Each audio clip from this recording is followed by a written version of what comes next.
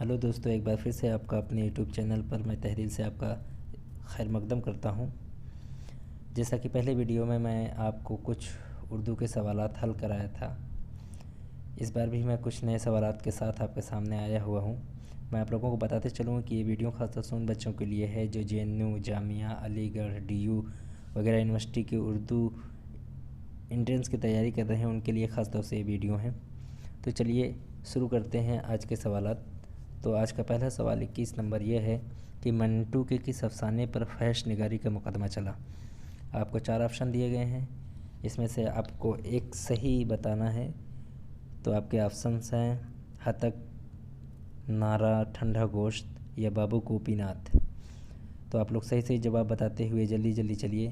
تو جن لوگوں نے آپشن نمبر C بتایا ہے ٹھنڈا گوشت، وہ بالکل صحیح جواب ہے۔ ٹھنڈا گوشت یہ منٹو کا افسانہ ہے جس پر فحش نگاری کا مقدمہ چلا تھا۔ ویسے منٹو کے اور بھی بہت سے افسانے ہیں جس پر فحش نگاری کا مقدمہ چلا تھا، جیسے افسانہ بو، کھول دو، بلاؤز وغیرہ وغیرہ۔ اس کی وجہ یہ تھی کہ بتایا جاتا ہے کہ منٹو نے اپنے افسانوں میں اس زمانے کے حالات کو روبرو پیش کیا ہے، جو حالات رونما ہو رہے تھے اس زمانے میں، اس کو انہوں نے پیش کیا ہے۔ اس کی وجہ سے ان کے افسانوں پر فحش نگاری کا بھی مقدمہ چلایا گیا۔ بڑھتے ہیں اگلے سوال کی طرف۔ سوال نمبر 22 ہے کہ نظم حسین اور انقلاب کس کی تخلیق ہے؟ آپ لوگ بتاتے ہوئے چلیے۔ فیض احمد فیض، جوش ملیح آبادی، مخدوم محی الدین یا علی سردار جعفری۔ تو جن لوگوں نے جوش ملیح آبادی بتایا ہے وہ بالکل صحیح جواب ہے۔ بڑھتے ہیں اگلے کوشچن کی طرف۔ اگلا کوشچن کیا ہے؟ ایک شعر دیا ہے جس کے بارے میں پوچھ رہا ہے کہ یہ کس صنف سخن سے تعلق رکھتا ہے۔ شعر یہ ہے کہ یوں کرسی زر پر ہے تیری جلوہ نمائی، جس طرح کی مصحف ہو سر رحل طلائی۔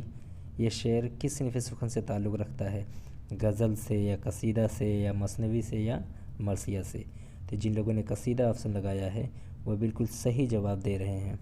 بڑھتے ہیں اگلے سوال کی طرف۔ سوال نمبر 24 یہ ہے کہ نظم دریچے کے قریب کس کی تخلیق ہے؟ آپشن ہیں آپ کے نون میم راشد، فیض احمد فیض، میرا جی یا عبدالعزیز خالد۔ تو آپ لوگ جواب جلدی بتاتے ہوئے چلیے۔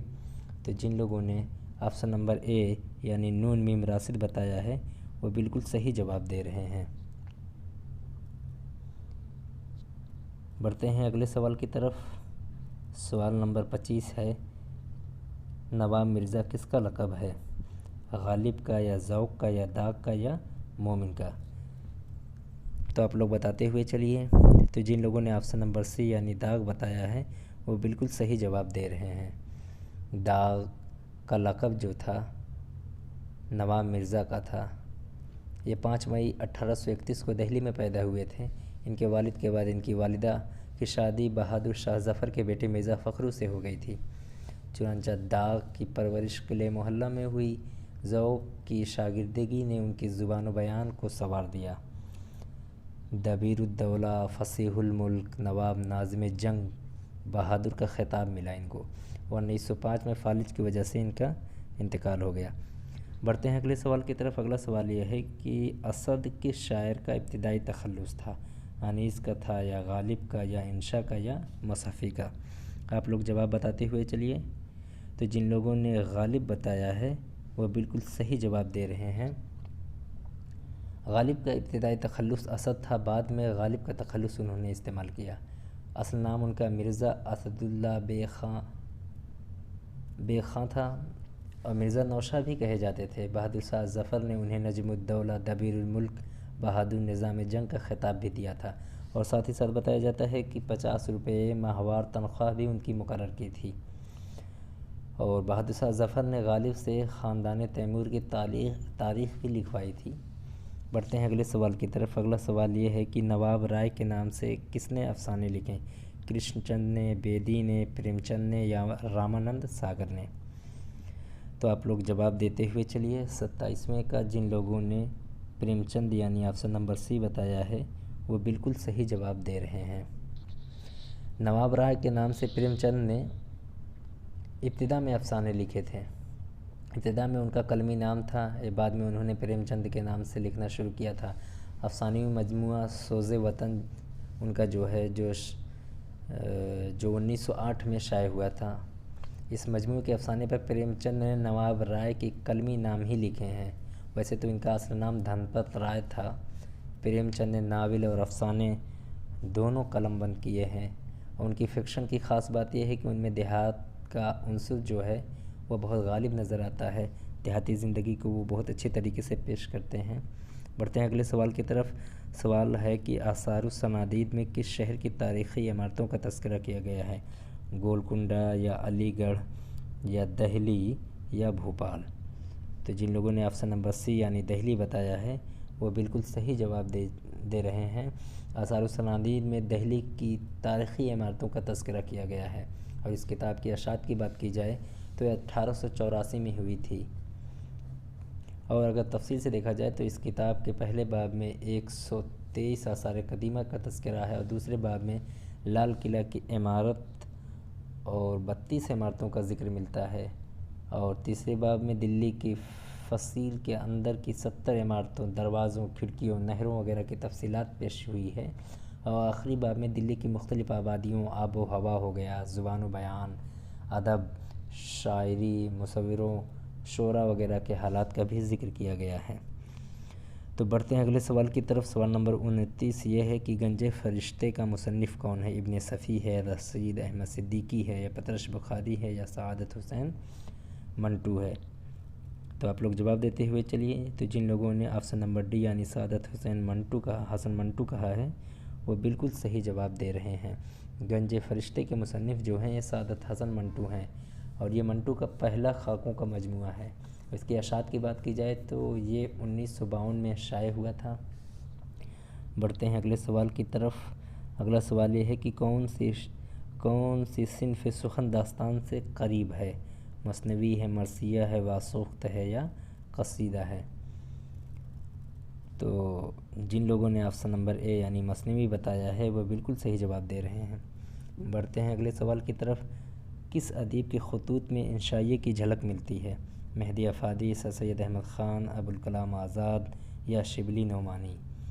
تو جن لوگوں نے آپشن نمبر سی یعنی ابوالکلام آزاد کہا ہے انہوں نے بالکل صحیح جواب دیا۔ بڑھتے ہیں اگلے سوال کی طرف۔ سوال نمبر 32 یہ ہے کہ مخزن نکات کس کی تصنیف ہے؟ مہر کی ہے، یا قائم کی ہے، یا مصفی کی، یا شیفتہ کی؟ تو آپ لوگ جلدی جواب دیتے ہوئے چلیے۔ تو جن لوگوں نے 32 کا آپشن نمبر بی یعنی قائم چاند پوری بتایا ہے انہوں نے بالکل صحیح جواب دیا ہے۔ بڑھتے ہیں اگلے سوال کی طرف۔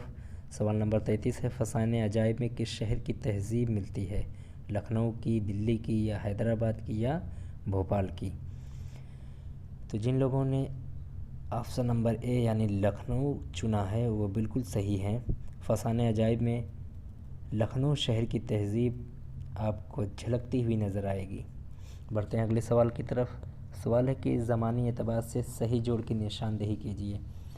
بہت لمبا آپشن ہے تو میں آپ لوگوں کو صحیح آنسر بتاتے ہوئے چلوں، آپ لوگ ملا لیجئے گا۔ تو جن لوگوں نے آپشن نمبر میرا جی نصرتی آبرو میرا جی یعنی آپشن نمبر اے بتایا ہے وہ بالکل صحیح جواب دے رہے ہیں۔ بڑھتے ہیں اگلے سوال کی طرف۔ سوال نمبر 35 ہے کس زمرے کا تعلق مختصر افسانے سے ہے؟ غبن، نشیب، چاندنی بیگم، طلسم خیال، یا آپشن بی ہے کفن اپنے دکھ مجھے دے دو، لحاف، زندگی کے موڑ پر؟ آپشن سی ہے نرملا، ندی، شکست، یا خالصتان؟ آپشن ڈی ہے ایک چادر میلی سی، اداس نسلیں، کالی شلوار، یا دو بیل؟ آپ لوگ صحیح جواب بتاتے ہوئے چلیے۔ تو جن لوگوں نے آپشن نمبر بی یعنی کفن بتایا ہے وہ بالکل صحیح جواب دے رہے ہیں۔ آپ لوگوں کو اس کے حوالے سے بتاتے ہوئے چلوں کہ کفن جو ہے اس کے مصنف پریم چند ہیں، اور اپنے دکھ مجھے دے دو یہ راجندر سنگھ بیدی کی تصنیف ہے، جبکہ لحاف عصمت کا افسانہ ہے، جس کی وجہ سے عصمت پر فحاشی کا بھی مقدمہ چلا تھا۔ کرشن چند اردو افسانے کے بنیاد گزاروں میں سے ہیں۔ زندگی کے موڑ پر ان کا پہلا طویل مختصر افسانہ ہے۔ چلتے ہیں اگلے سوال کی طرف۔ سوال کہہ رہا ہے کہ ان میں سے کون نقاد نہیں ہے؟ آپ کے آپشنس ہیں احتسام حسین، الطاف حسین، قاضی عبدالودود، یا مجروح گورکھپوری؟ آپ لوگ جلدی جواب بتائیے۔ تو جن لوگوں نے آپشن نمبر سی یعنی قاضی عبدالودود کو چنا ہے وہ بالکل صحیح ہے۔ قاضی عبدالودود کے بارے میں بتایا جاتا ہے کہ یہ نقاد نہیں ہے، ادب سے ان کا تعلق محققانہ ہے، ان کی تحقیقی مضامین اردو ادب کا اہم سرمایہ ہیں۔ بڑھتے ہیں اگلے سوال کی طرف۔ سوال نمبر 37 یہ ہے کہ ان میں کون ڈرامہ نگار نہیں ہے؟ آپ کے آپشنس ہیں محمد حسن، پروفیسر محمد مجیب، امتیاز علی تاج یا حیات اللہ انصاری۔ تو جن لوگوں نے آپشن نمبر ڈی یعنی حیات اللہ انصاری بتایا ہے وہ بالکل صحیح جواب دے رہے ہیں۔ بڑھتے ہیں اگلے سوال کی طرف۔ سوال نمبر 38 ہے کہ زمانے کے اعتبار سے صحیح ترتیب کی نشاندہی کیجیے۔ آپ کے آپشنس ہیں غزل، ناول، داستان، انشائیہ یا ناول، غزل، داستان، انشائیہ یا داستان، غزل، ناول، انشائیہ یا غزل پھر داستان پھر ناول پھر انشائیہ۔ آپ لوگ جواب بتاتے ہوئے چلیے۔ تو جن لوگوں نے آپشن نمبر ڈی یعنی غزل پھر داستان پھر ناول پھر انشائیہ کو چنا ہے وہ بالکل صحیح ہے۔ 39واں سوال کر رہا ہے کہ صحیح مصرعے کی نشاندہی کیجیے۔ مصرعہ یہ ہے کہ کون جیتا ہے تیری زلف کے سر ہونے تک، یا کون جیتا ہے میاں زلف کے سر ہونے تک، یا پھر جی سکا کون تیری زلف کے سر ہونے تک، یا کون جیتا ہے بھلا زلف کے سر ہونے تک۔ آپ لوگ بتاتے ہوئے چلیے۔